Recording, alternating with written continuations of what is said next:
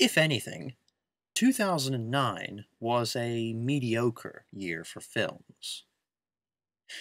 2008 gave us such Oscar-winning triumphs as Milk, Changeling, The Reader, and Frost Nixon, which I consider to be the best film I have ever seen.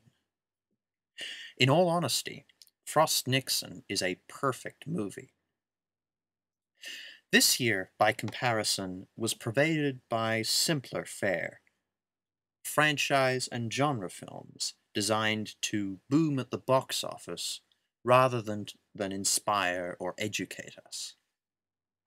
Still, there have been a few memorable, impressive films amid the Terminators and the 2012s. This is not necessarily a list of this year's best movies. Instead, I will be counting down the most noteworthy and thought-provoking, or those I have the most to say about. Whippet is still my favorite movie of the year, and a remarkable debut for Drew Barrymore as a director. But I already gave an in-depth discussion of the film earlier in the year. As such, Whippet is not on my list. All I can say now is that Whippet is upbeat and energetic, with stunning presentation, great performances, and a valuable message of female empowerment and freedom. Think of it as a corollary to my top 4 list. As with my bottom 4 list, a couple of my results may surprise you. In any case, welcome to my top 4 list of good films in 2009. District 9 and Avatar both invite us to reassess human evil, racial bigotry and industrialism, respectively, through the allegory of alien communities. For this reason, these films are best considered together. Avatar and District 9 were also outstanding visual experiences. The world of Pandora was exquisitely realized in James Cameron's epic, with expressive character models and near-flawless CGI. Comprised of over 60% computer animation, Avatar looks marvelous. Even so, District 9 arguably looked just as good on a fraction of the former's budget. Every set piece complements the gritty, disquieting mood of the film, and every prawn was created entirely through CGI. The production team succeeded in rendering these aliens as emotive as possible, and the prawn's apartheid-like situation arouses true outrage and sympathy in the viewer. The Na'vi in Avatar were more instantly relatable due to their humanoid appearance, but the weird aliens in District 9 somehow looked more real.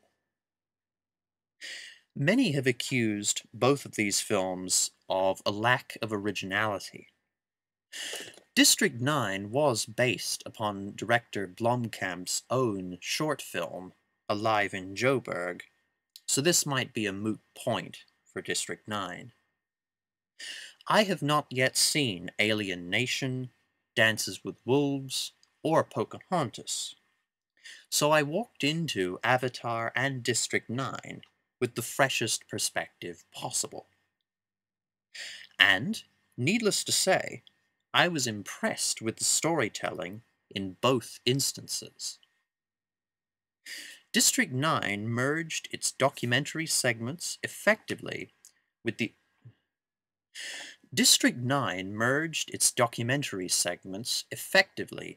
overarching drama, but Avatar had the simpler narrative. There were simply fewer plot points to remember. Both of these films had a similar progression to them. It was heartening to see Worthington's Sully earn the trust of the natives and fight for their rights. But Weekas's conversion in District 9 had more impact.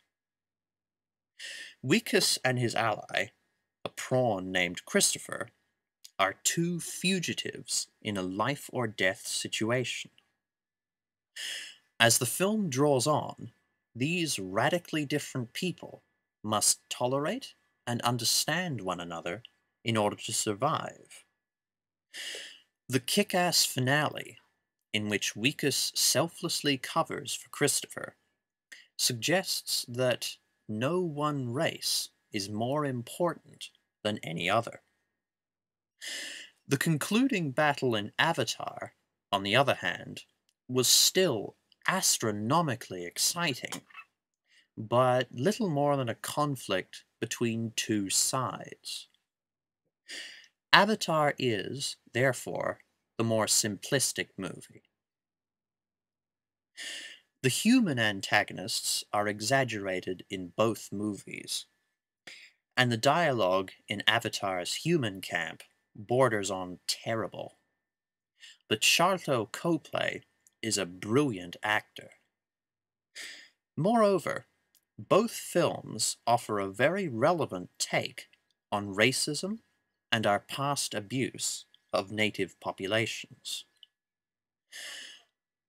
Ultimately, Avatar is an awesome visual spectacle, but District 9 offers a stronger, if not simpler, story to follow. As such, District 9 wins. Oh, one more thing. Pandora is a moon, not a planet. If Pandora orbits a planet, then it's a moon.